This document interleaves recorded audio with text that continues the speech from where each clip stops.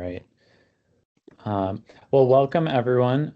This is the New Dentist Committee webinar presentation on associate agreements, contracts, the do's and don'ts basically of associate employment agreements and contracts. We have a wonderful expert speaker tonight. And before we get into that and introduce our speaker, I'll introduce you all to Heather Relation, who is the NYSDA membership concierge, and really your go-to as new dentists. If you have any questions about your membership status, becoming a member, member benefits, or anything else with regard to NYSDA, super informative and a great liaison between our members and our association.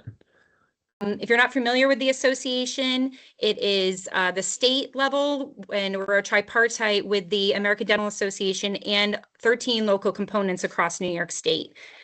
So new dentist resources. As a new dentist, we have tip sheets and webinars like you're going to see tonight. We have a lot of them on our website. It's on YouTube. And if you scan that QR, it will ask you to sign in because it is locked content for you members. As residents, you're free. First year outs, you're free. Second year out, you're 50% off. You have discounts available to you. So never hesitate to reach out and don't let dues become a barrier. But if you check out that website, you'll see tip sheets. There will be one from tonight's presentation and more helpful webinars. We're going to continue adding to it, but there's plenty of resources already listed there to help you out along your way. Again, I'm the membership concierge. I do a personalized pathway promotion. It's where you gain membership insights with a one-on-one member benefits review. I tailor that to what you have going on, whether you're going into associateship, practice ownership. I'm happy to go into all facets of membership for you and make sure that you are gaining everything from your membership. And lastly, if this will go on to the next page. There we go. And follow us on social media. That's really the best way that you can stay in the know of what's going on with the association. We're putting so many different things on there at all times. So follow us on all of them. One of them, it doesn't matter. That's the best way to get the most updated information without having to go on our website at all times. And that's all I have.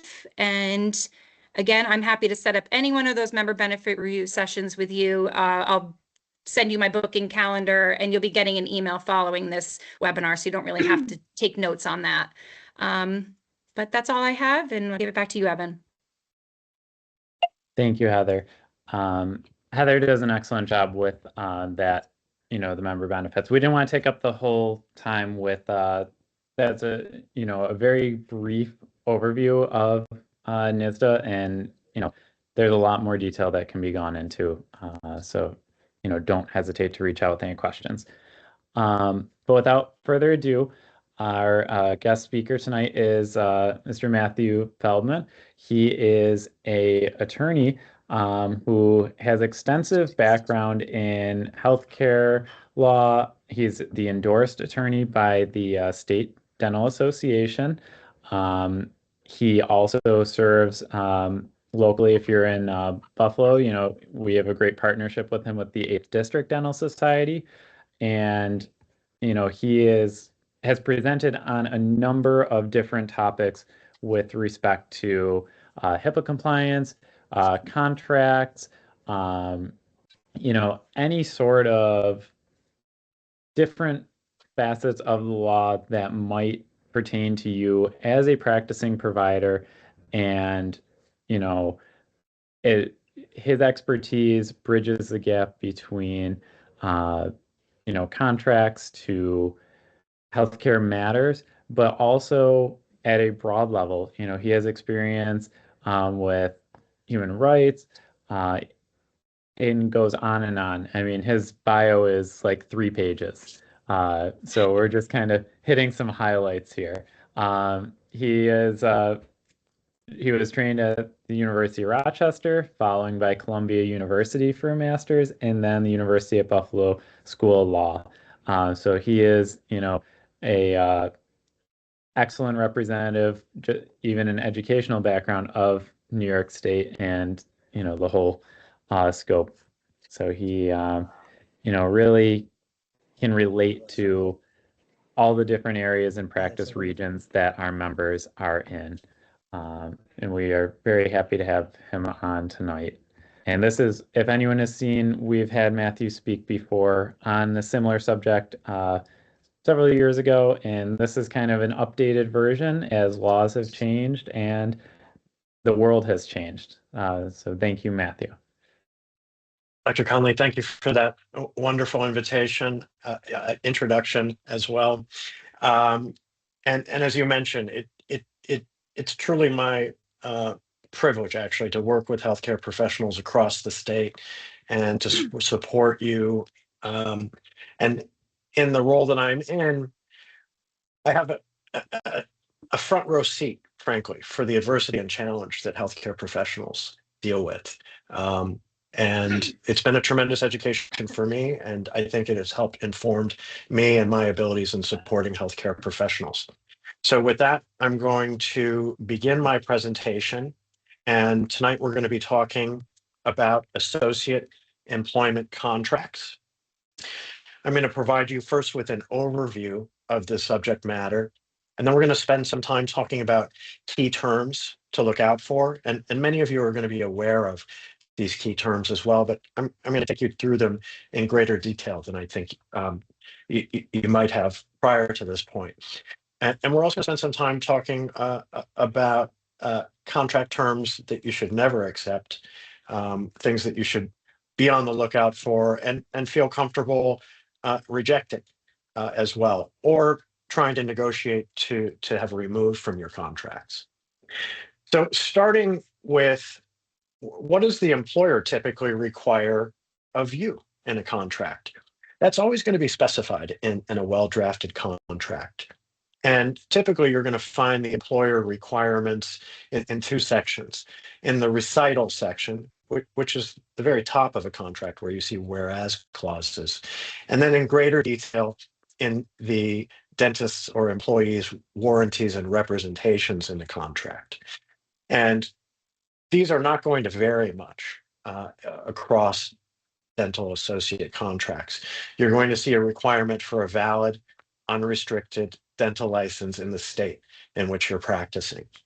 And that needs to persist, of course, throughout the term of the contract. Another requirement that you'll often see is no prior discipline. And many people do have a disciplinary history. A disciplinary history, it doesn't preclude employment opportunities. Typically, it has to be disclosed as well. So when there is a representation of no prior discipline, but there is some disciplinary history, again, that's not a fatal flaw.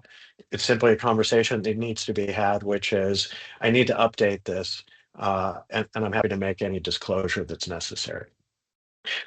Another requirement that you should always see, and will always be a requirement throughout the term of the contract, is that the dentist has not been excluded, is not excluded from any governmental program, any payer program. Oftentimes, representation and requirement is that you are participating or eligible to participate in private and government insurance programs so that the employer can credential you. Sometimes we see requirements that the associate dentist is privileged or eligible for privileges at certain hospitals or institutions or clinics, eligible for certification, and of course, insured or insurable for malpractice. And if that changes at any point in time during a contract, if any of these requirements of the employer are jeopardized or ceased to be current, that oftentimes results in immediate termination of the contract. So you're going to hear me use this term, and you're going to see it throughout the presentation. Professional service agreement is the term of art that we attorneys use for different types of contracts for healthcare professionals. And there are two principal categories for professional service agreements, either employment agreements or independent contractor agreements. And we're going to talk about the differences between the two. So when you receive a contract, that's one of the first things that you're going to want to assess. Is this an employment agreement or is it an independent contractor agreement? Because there are significant differences and implications for you as well, both economically and legally. Another thing that it's important to assess, and I'm sort of taking you through my process as well, is whether this is a properly drafted healthcare contract. And one of the hallmarks or indications of a well and appropriately drafted professional service agreement for a healthcare professional is specific compliance language that comes out of both the Stark Law and state and federal anti-kickback statutes. We call this safe harbor language. And I'll give you some examples of that as well. Another thing that we initially assess in a contract is whether it's fair. And fair is something that we all know instinctually, okay?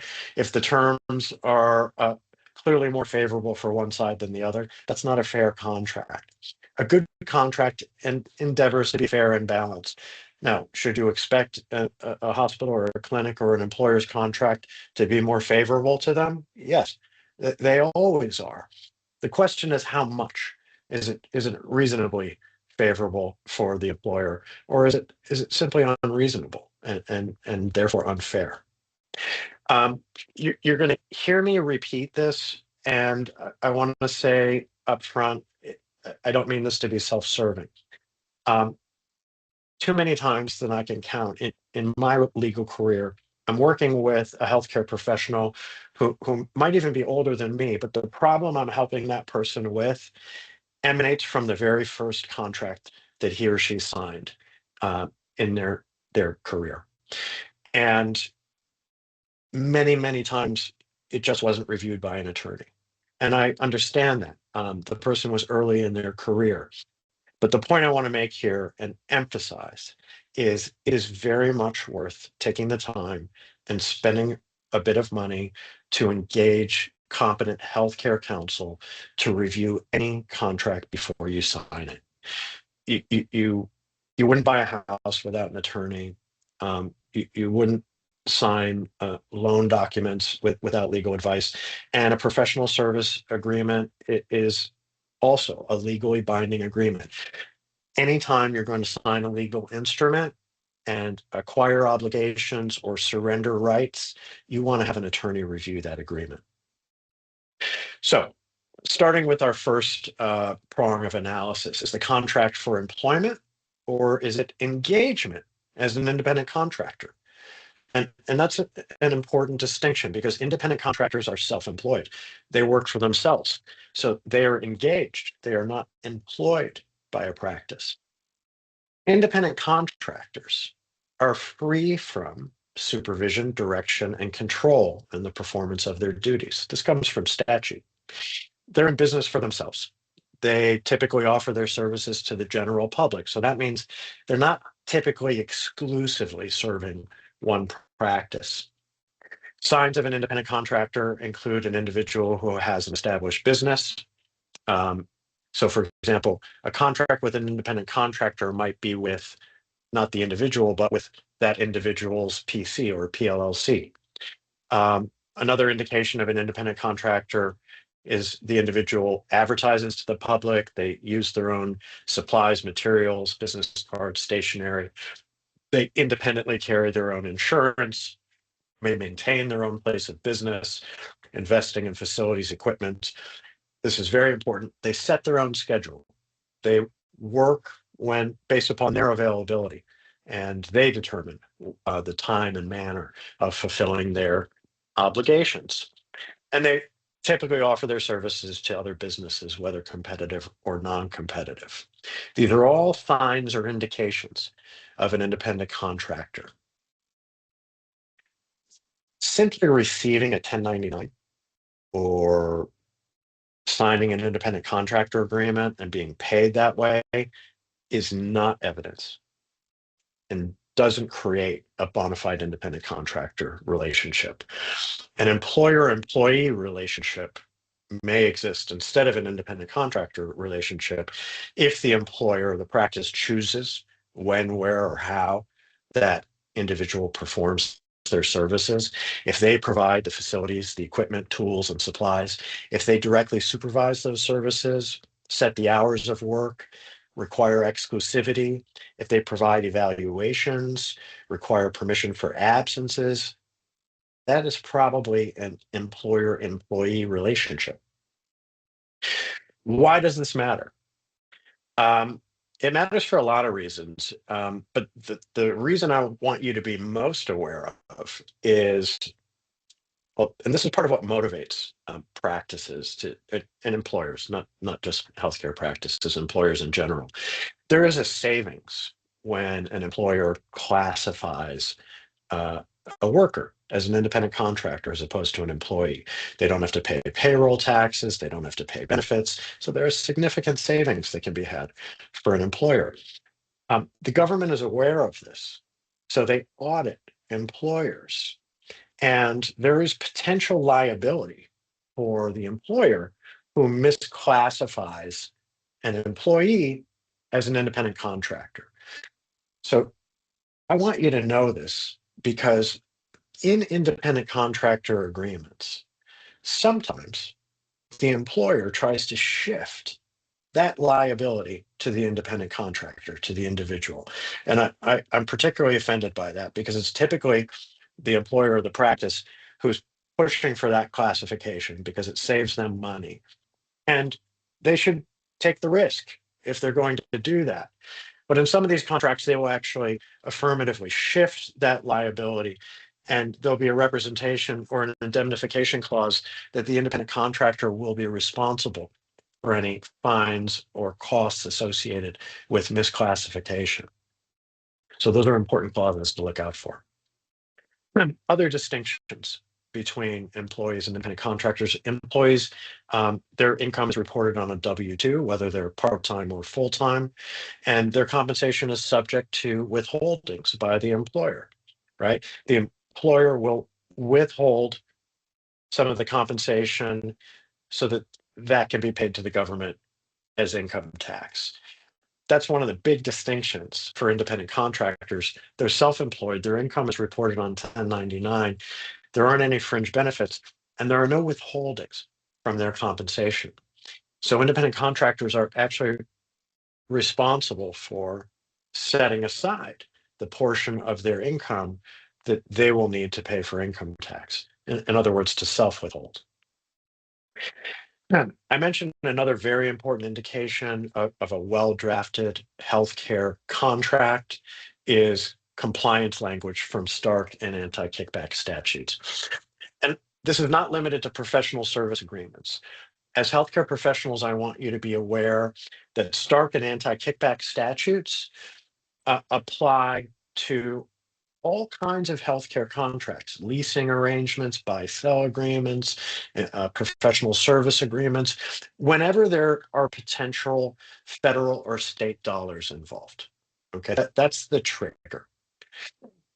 So professional service contracts should comply with the requirements of the Stark Law. This is also known as the Physician Self-Referral Law.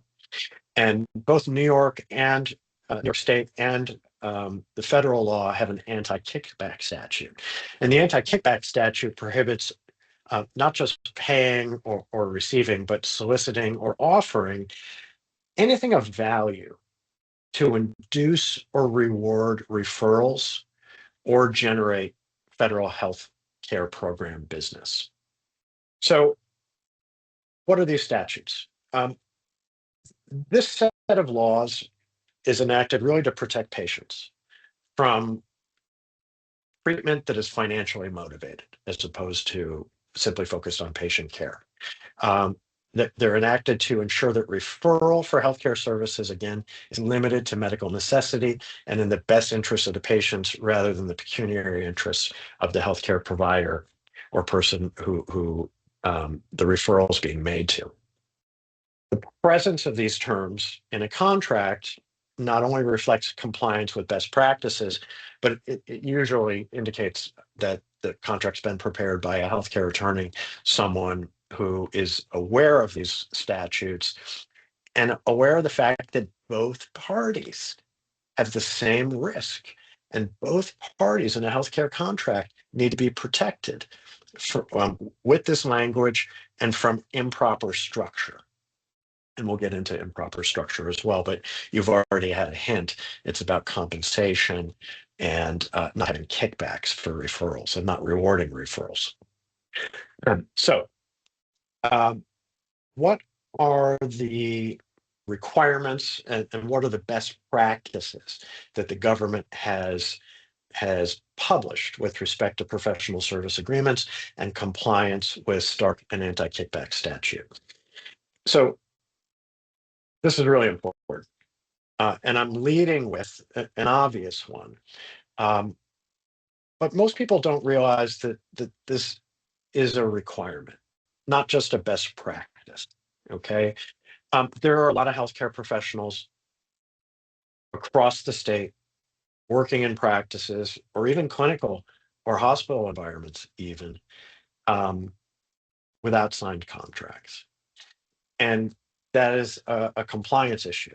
It's risky for a lot of reasons, but I'm telling you this because oftentimes people are encouraged or cajoled or pressured to start work without a contract. Just start, we'll get the contract in place ASAP. You shouldn't. You should never be providing professional services without a valid contract in place. Always ask for a written contract. Other requirements for professional service contracts are that the term be for a minimum of 1 year. And the reason that the thinking behind that is to make sure that the terms of an agreement can't be periodically adjusted to make an end run around the statute. In other words, every 30 days, terminate the agreement and enter into a new agreement with different compensation rates in there, effectively rewarding for referrals. So the minimum term has to be for a year. And if the parties terminate that agreement during the first 12 months, they can't enter into a new agreement with each other for the same services or subject matter until that initial 12-month period has lapsed. Now, not every engagement is going to be for 12 months, right? Certain engagements are short-term engagements, and the parties understand that. The term should still be for a minimum period of 12 months. The parties should simply have the opportunity to terminate it as soon as they want to. Another requirement is for compensation. It can't vary. The aggregate payment or formula needs to be specified in advance so that the total compensation paid over the term can be determined at the outset of the arrangement.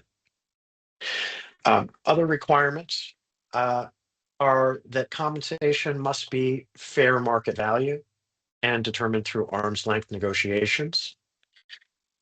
Professional service agreements must clearly set forth the exact services that are going to be provided, the exact services that are required under the agreement. The compensation structure must be expressed and exist in a way that it's not determined or based in any manner on referrals or the volume of referrals, whether actual or expected. In the same way that you can't have short-term contracts that replace one another, you can't have overlapping contracts to try and circumvent that 1-year rule. And the arrangement contemplated in the contract must serve a commercially reasonable business purpose. So those requirements that you saw over those last 2 slides are oftentimes expressed in a paragraph or a few sentences within a contract, sometimes in a paragraph called compliance or safe harbor. And when you see that language, I don't want you to be spooked by it.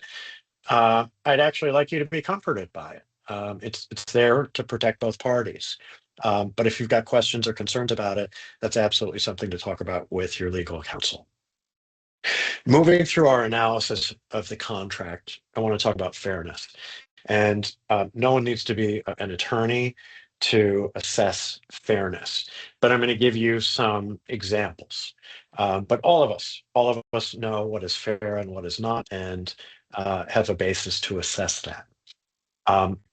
With respect to contracts, I believe a fair contract responds to both the reasonable concerns of the employer and employee in a balanced manner. And characteristics of that sort of balanced fairness include shared risk and reward between the parties, mutuality and reciprocity, and I'm going to give you examples of that, and just general reasonableness. And again, I'm going to repeat this because it's important. Have your contracts reviewed, and not by a friend who is an attorney or the spouse of a friend who's an attorney, unless they happen to be healthcare lawyers. I've seen healthcare contracts that are prepared by attorneys who specialize in other areas, and they may be outstanding in those areas and know bodies of law that healthcare attorneys don't. But there are specific statutes and regulations that affect all of you that don't affect the rest of the general public, that don't affect people who don't have professional licenses. And it's important to work with an attorney who understands those statutes and how you and your professional life can be affected by the contract that the attorney is reviewing. So I have learned that one of the barriers to contract review is discomfort with the process. I appear to be much taller online than in real life.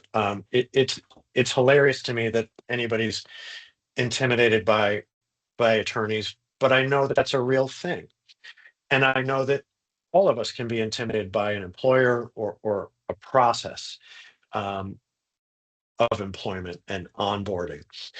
But what I want all of you to know and feel comfortable with is advising your employer openly when they're offering you a contract. Thank you. I'm going to have this reviewed by my attorney, and I'll be back in touch with you shortly.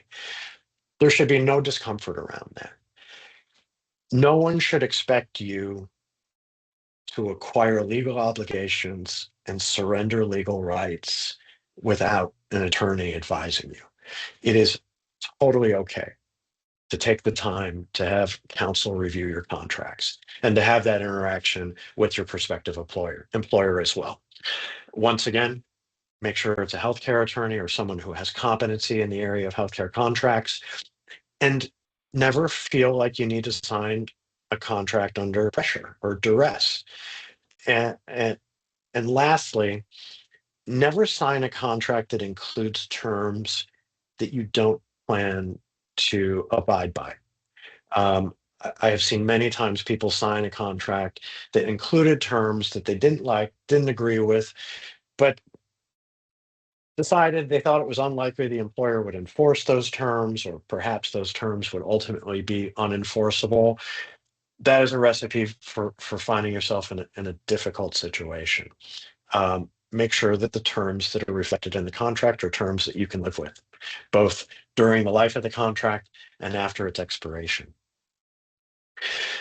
So now we're going to list and drill down on some other important key terms and clauses in contracts. And as I mentioned at the beginning of the presentation, I think a number of these things are probably already on your mental lists when you receive a contract and go through it. I'm sure you all know to look for a restrictive covenant. And what I want to briefly say about that, because I get this question a lot, are they enforceable? Are you sure they're enforceable? What about this legislation? What about, the FTC's regulation? What you should all know is a correctly drafted restrictive covenant in New York State is enforceable. Okay. The federal regulation was stayed through a federal court challenge, and the FTC has not outlawed non-competes in New York. the New York State Legislature did pass a bill to very much revise what type of new restrictive covenants would be enforceable in New York State. Governor Hochul did not sign it. So there has been no successful federal or state legislation to eliminate or soften or further weaken restrictive covenants in New York State. They're enforceable so long as they are reasonable in time and geographic scope. 2 years is reasonable. Geographic scope depends on where we are in the state. In Western New York, a geographic scope that's enforceable might be 20 miles or more. In Manhattan, we're talking about enforceable geographic scopes that are a matter of city blocks and not miles. Another important provision to look for is an early termination option. Joining a practice is not exactly like a marriage, but it's a contractual relationship. And if it doesn't work out, if it is not what the parties thought it was going to be, both of them should have the opportunity to terminate that contract without penalties. If you're interested in one day being an owner of the practice that you're joining, I would not be shy about asking about and discussing a purchase option, and even asking that some language be added to your contract to reflect that. Purchase option language in employment agreements typically won't include any terms. It might simply say that the parties agree, on the first or second anniversary to begin negotiations about a partnership opportunity. I'm going to give you examples of fringe benefits. If it's an independent contractor agreement, there won't be any. If it's an employment agreement, there should be some fringe benefits. They would typically vary from practice to practice, but don't be shy about asking for things and negotiating. Sanctions. I'm going to spend some time talking about sanctions as we progress, because sanctions are one of the things that I want you to be on the lookout for and to try never to accept. Sanctions are penalties for you as the associate dentist. They might be monetary sanctions. Typically, they're monetary sanctions. A force majeure clause. This is also called an act of God clause. We started seeing force majeure clauses becoming more common in professional service agreements during and after the pandemic. They were very common in supply and construction agreements where some act of God might disrupt or impair the abilities of the parties' abilities to perform as required under the contract. We all saw how COVID did that, where offices had to shut down and employers were not able to fulfill their obligations as the employer. And similarly, associates were not able to. A force majeure clause can address that situation, allowing for a suspension of a contract or potential termination. This is an area where it's very important to look for fairness and balance. Oftentimes, that force majeure clause simply provides rights to one party and not to both. An arbitration clause. I want you to understand, when you see an arbitration clause, that is an alternative dispute resolution mechanism. And the parties are actually giving up a certain right. You are giving up the right to have your dispute heard in a court of law. It doesn't matter, it won't be appropriately adjudicated. All of us who have accounts at banks or who have credit cards, each of us is party to an arbitration agreement. If you end up in a financial dispute with your credit card, you'll never get to go to court on that. It goes to private arbitration. We oftentimes see arbitration clauses in healthcare contracts. It allows for confidential dispute resolution. It usually allows for an issue to be resolved before a panel of arbitrators, oftentimes healthcare attorneys. The devil's in the details, but I just want you to be aware of the function and impact of an arbitration clause. Indemnification is where one party contractually offers to protect another party. And we'll talk more about that. And another important point to look for as you progress through your contract and do your own analysis is, what does it say about malpractice insurance? Who's paying it? Am I responsible for all of it? Am I just responsible for the tail, etc.? All right. So diving down on each of these issues, restrictive covenants.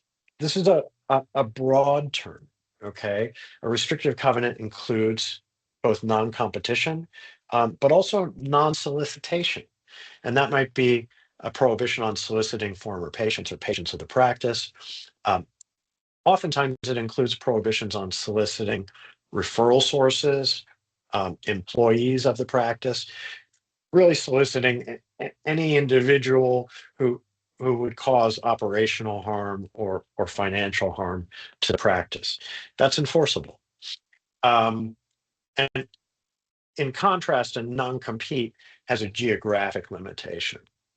So as I mentioned before, properly drafted restrictive covenants are enforceable in New York. And even a poorly drafted restrictive covenant might be reformed by a court. And let me explain what I mean. A properly drafted restrictive covenant that was too broad, if it includes appropriate language, a court will be authorized, instead of just eliminating it and striking it from the agreement, to actually reduce that overly broad portion to what is maximally enforceable and therefore still enforce that covenant. My practical tip for you, my recommendation here, is to have a polite conversation with an employer. And I try to have polite conversations with the employer's attorneys on this subject, which is I'd feel more comfortable removing the restrictive covenant. And oftentimes the response is a smile, and my client would be a lot more comfortable keeping the restrictive covenant. And we're not going to remove it. My client's been burned in the past, so move on.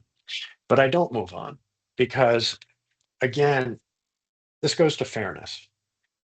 When a dentist is beginning his or her career and they're taking their very first job, and it's in private practice, and there's a restrictive covenant there, I understand that the employer is making an investment in that associate. I understand that it may take some time to even profit from that relationship.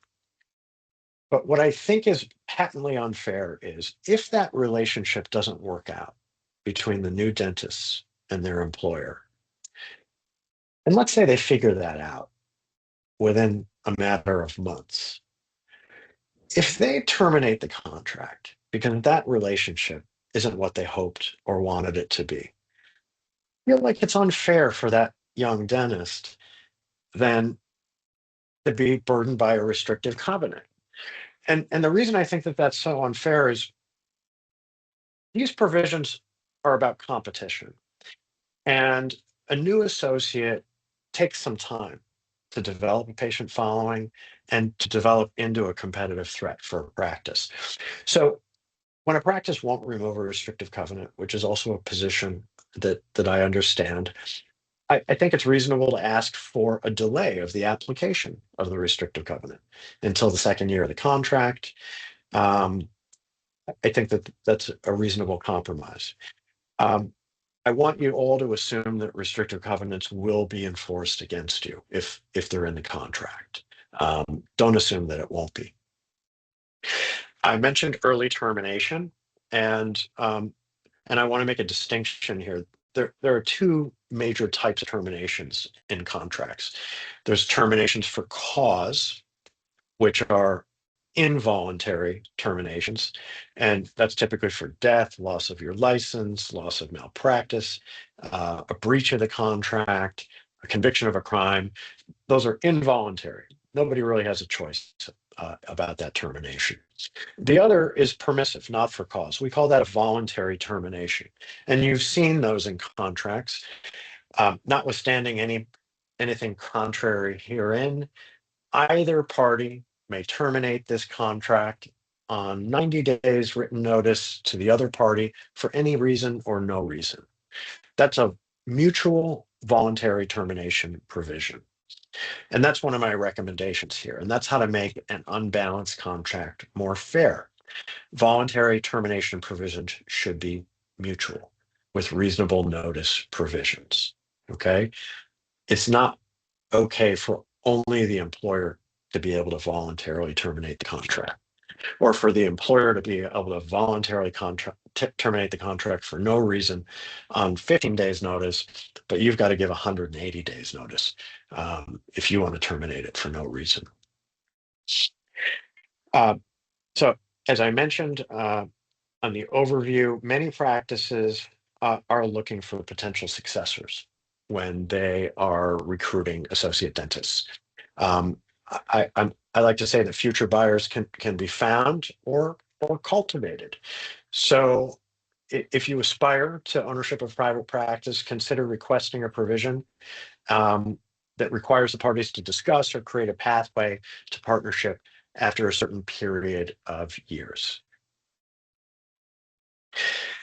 I said I was going to give you examples of fringe benefits. Once again, fringe benefits are not available to independent contractors, but examples of fringe benefits that we typically see are professional dues. Don't hesitate to ask an employer about paying your NYSDA dues.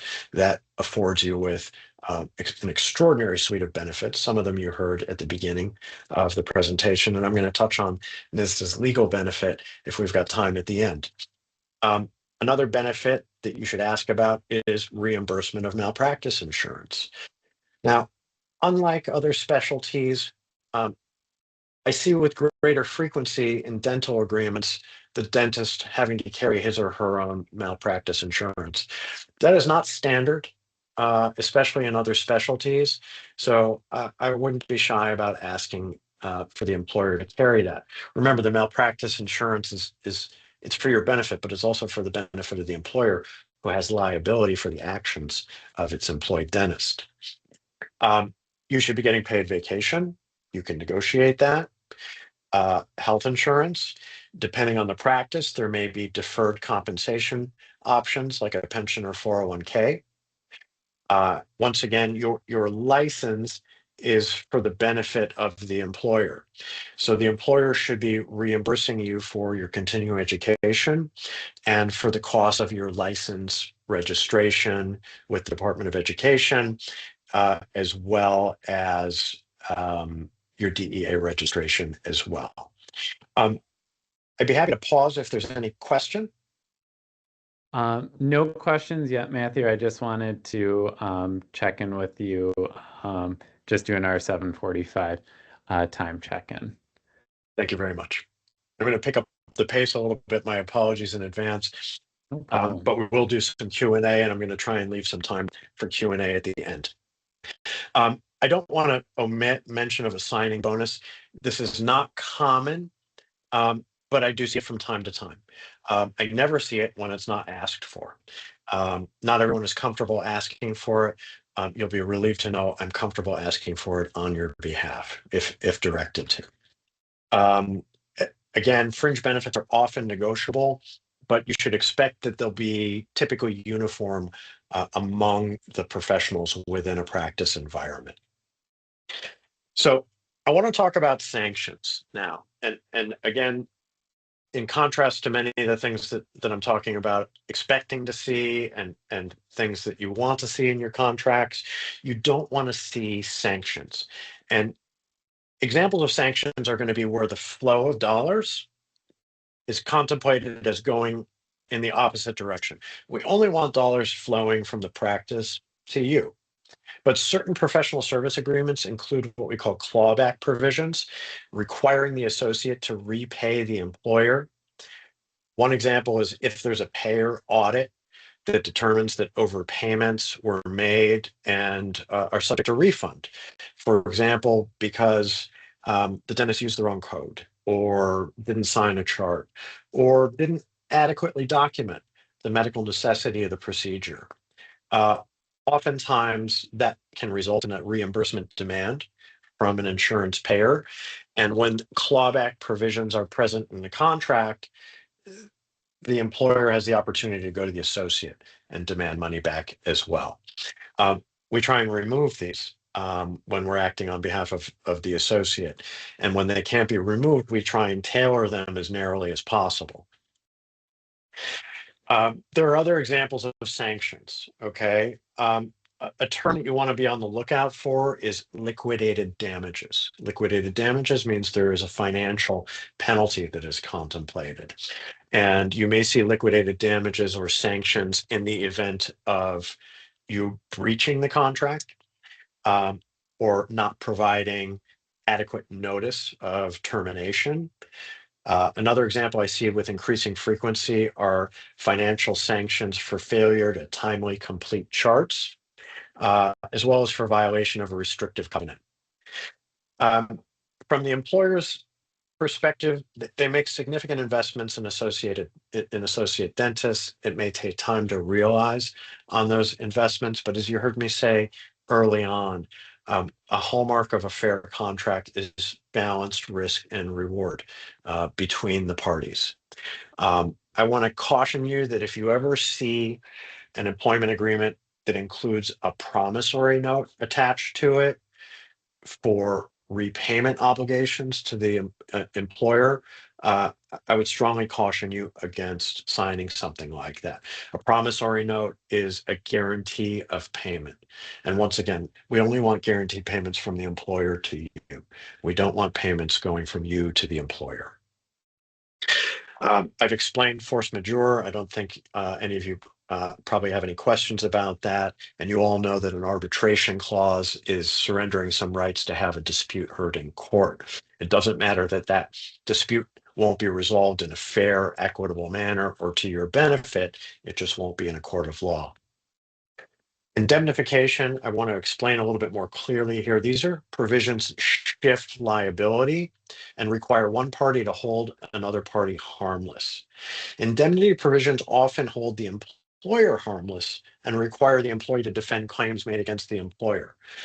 That's fine, especially when it comes to prior acts, things that happened before you joined that employer.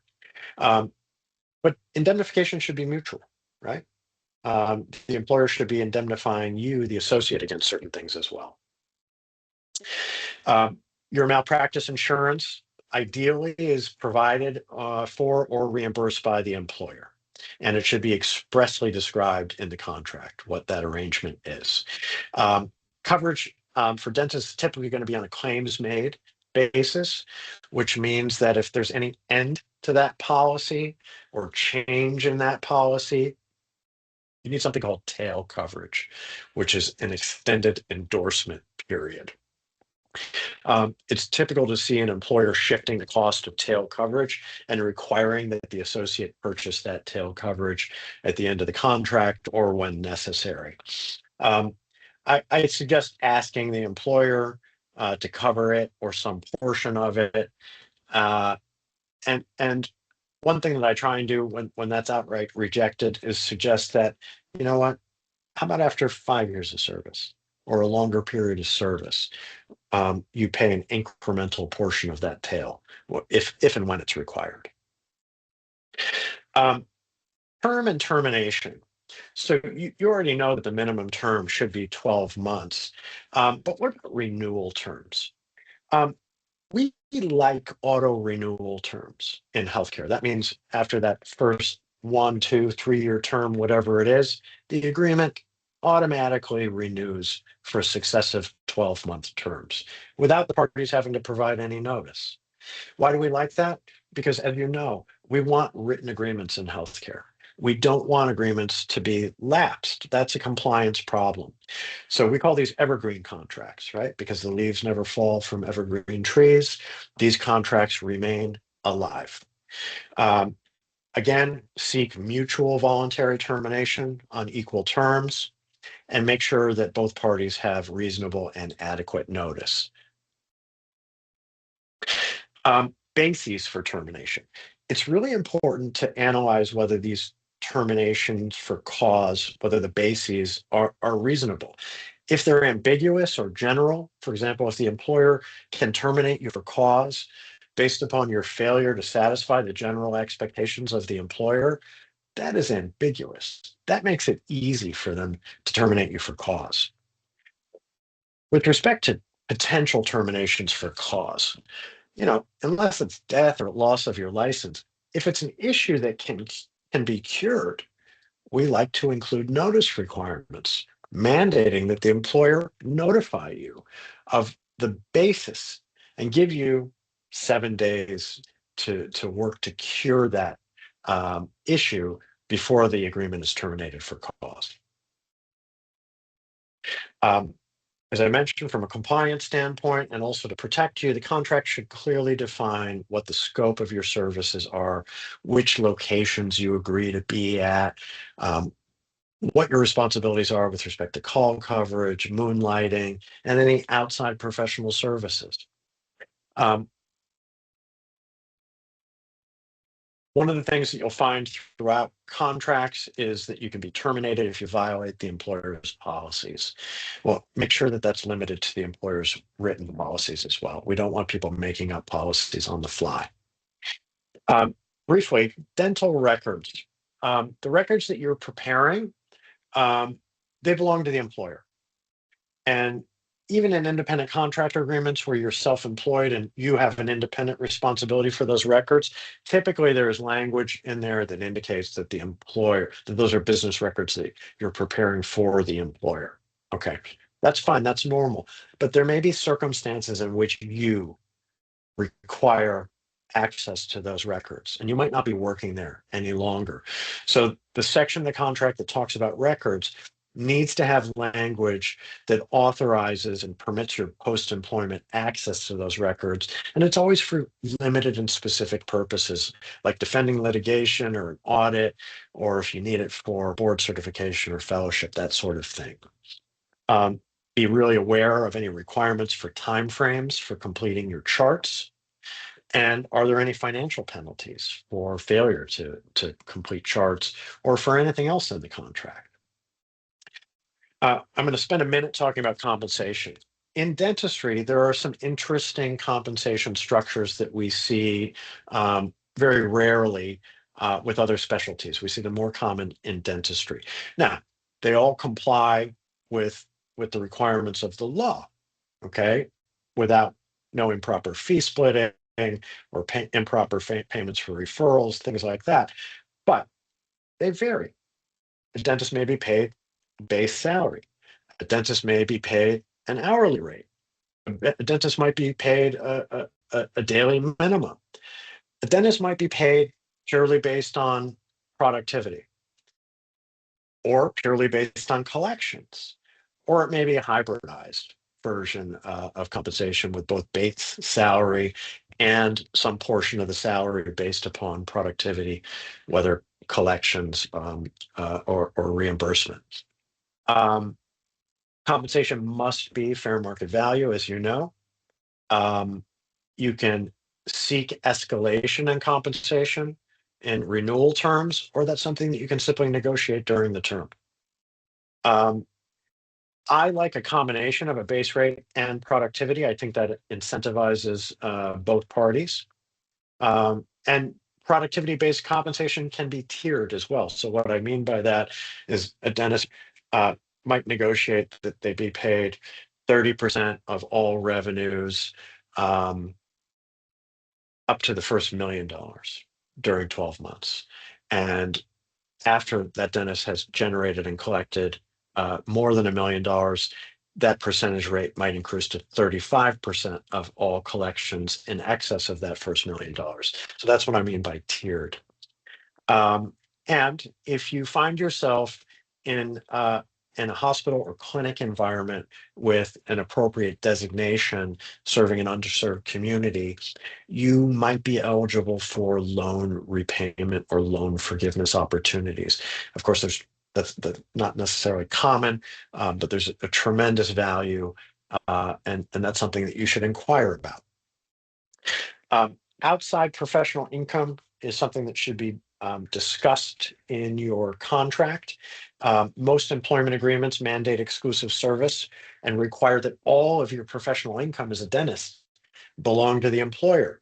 So if you're engaged in non-competitive activities like publishing, speaking, if you're an inventor, you want to carve all of that income out and make sure that the employer is not entitled to any of it. It's very important to negotiate these terms before signing a contract. I touched on signing bonus, again, very infrequent. It's more frequent when there's a relocation bonus. Some concluding tips on contracts: if possible, avoid a restrictive covenant. Liquidated damages or other sanction repayment penalties should be avoided at all costs. Repayment obligations such as clawbacks or audits, again, we try and avoid them, or they should be very narrowly tailored. Don't sign any promissory note. And never agree to any illegal terms, payment for referrals, kickbacks, or improper fee splitting. Your first professional service agreement can have significant impacts on your professional life, including dictating future opportunities. Please take the opportunity to have it reviewed by a healthcare attorney. Some contracts and circumstances, some opportunities can and will cost more than they will pay you. Do not be afraid to say no to a bad contract. Some contracts are balanced, but when they're not, making protections mutual can create a fair and reasonable agreement. Pay attention to reciprocity, notice periods, and provisions for indemnification, non-disparagement, and confidentiality.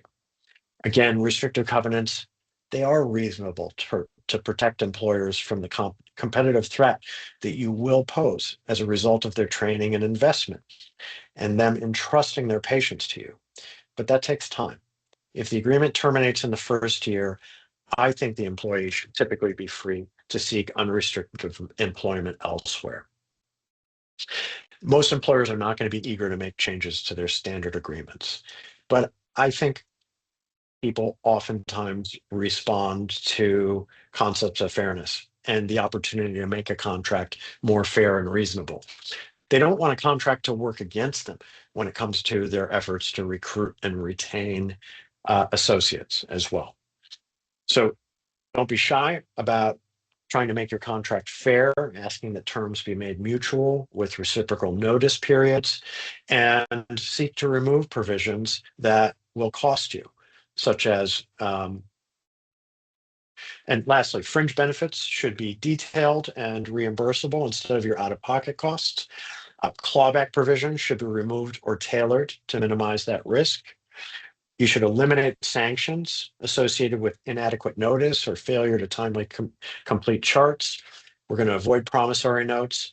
If possible, seek occurrence malpractice insurance because then you won't need a tail, or negotiate a contractual requirement that the employer will provide some reimbursement there. Do expect that your restrictive covenant will be enforced and that it is enforceable. I'd be happy to pause and take questions now, or if you'd like me to proceed just for a couple of more minutes to give you an overview of NYSDA's legal benefit plan, the legal protection plan and that benefit, I'd be happy to do that. Matthew, there is a question in the chat. I don't know if you can see that or if you want me to read that one out. I can only see my slide. Okay. So one of our people on had asked, what type of contract, W-2 versus 1099, do you recommend for different types of positions? That is, for example, an associate at a private practice versus a DSO versus a partner or partial owner. I'm going to try and answer that. It's multiple questions. I would recommend an independent contractor agreement to an associate who wanted to work in multiple practices, especially if that associate had his or her own PC or PLLC. In other words, they've got their own entity and they want to provide services through their own entity. Particularly, again, if they're going to work in multiple locations. And I would only recommend this if they're going to be bona fide independent contractor engagements. So that means I know that individual is setting their own schedule. They're working for themselves. They're working in different practices. If they came to me and they said, I have this opportunity to work in this practice, and they're telling me they want me to be an independent contractor agreement, but there's a restrictive covenant and I can't work anywhere else, and they're handling all of my schedule, I would say that shouldn't be an independent contractor agreement. That should be an employment agreement. It's W-2. Does that, I'm not sure that answers the question.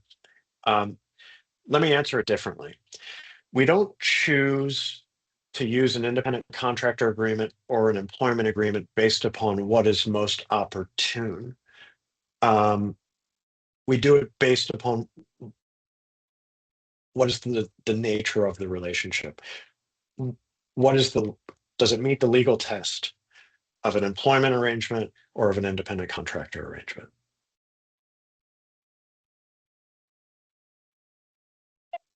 Thank you for going over that, Matthew. And it is a definitely a gray area. But the person who asked the question said, great, thank you. Sure. And by the way, if there are any follow-up questions or any questions anyone would like to send to me offline, please don't hesitate to do that. I think my email address appears at the end of the presentation. Now, and thank you, everybody. I'm sorry, I'm just going to interject. I really want to thank everybody for submitting your questions. It was part of our registration form. We got numerous questions. So I compiled them all. They were very much, some were varied, but a lot of them were on a lot of the topics that Matthew covered tonight. If there's anything specific in there, we kind of went more broad. But if there's anything really specific in there, please throw it in the chat. We're happy to stay on as long as you guys want to stay on this presentation. We absolutely can do the member benefit review of the legal protection plan. It is a great benefit for you as a NYSDA member to seek out. As a member with the association, you also get and it's something to really take advantage of when you're free as a resident, first year out, or really discounted as a second year out member, that you have a legal services panel. Matthew is part of that. His practice is part of that. And they're all across they're all across New York State, excuse me. You get a free consultation and 10% off of their regular services. So take advantage of that to have your employment contract reviewed. That's a NYSDA benefit. You are free as a resident member and free as a first year out. That is the perfect time to take advantage of a great opportunity to save some money on having a healthcare lawyer take a look at your contract. And reach out to me. Again, I'm your membership concierge. I'm happy to do those member benefit review sessions, because the saddest thing to me is when somebody reaches out and says, I just started a practice. How can you help me? I could have helped you 10 steps ago with getting you hooked up with a lawyer, part of our legal services panel, to save you money and help you along the way and guide you along the way to creating your entity, your practice, and helping draft up employment contracts for you to hire an associate as well. So there's a lot to be gained, especially when you're not paying for any dues right now. So that's my shameless plug for NYSDA that I wanted to throw in there and have you guys understand really what you get. We did have one more question in the chat. I was told that a tail is not required because your new malpractice insurance can backdate the contract to when your previous malpractice ended. Is that true? It's a great question. It depends on the coverage. Yes, that can be done.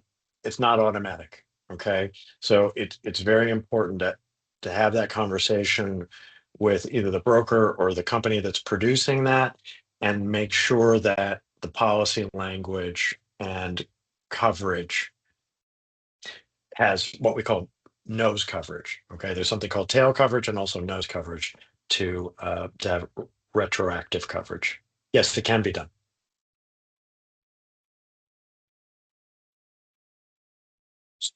So if there are no other immediate questions, I'm going to give a quick overview of NYSDA legal protection plan. In addition to the 10% discount that Heather mentioned, which is available to all members, members who opt into the legal protection plan have a suite of specific benefits. This is an opportunity that's available only to NYSDA members in good standing, and it's designed to protect both legal and financial interests of enrolled members who are facing public and private administrative proceedings. This began in around 2010 and it has saved, based on our estimates, members in excess of $500,000 in legal expenses, as well as eliminated penalties and reimbursement costs. So what is this? For members who opt in, they pay a fee to NYSDA, and they receive a set of legal benefits in exchange for that fee. And the legal benefits respond to potential, not litigation, but claims, proceedings, or investigations before the New York State Department of Education's Office of Professional Discipline, OMIG, the Office of Medicaid Inspector General, or CMS, New York State Workers' Compensation Board, the Health and Human Services Office of Civil Rights for HIPAA violations, OSHA for workplace violations, IPRO, HMO actions, or actions by insurance payers. Unless there's insurance coverage, then NYSDA would step in and pay legal fees. So this plan continues to expand, and we, along with NYSDA, added additional protections for members who were impacted by identity theft, investigations by New York State Department of Taxation and Finance. One of the things that they investigate in the audit is classification or misclassification of employees as independent contractors. Defensive allegations of discrimination before the EEOC, as well as the New York State Division of Human Rights. And lastly, for anything that is not included, there's an even greater discount for members of this legal protection plan on legal fees.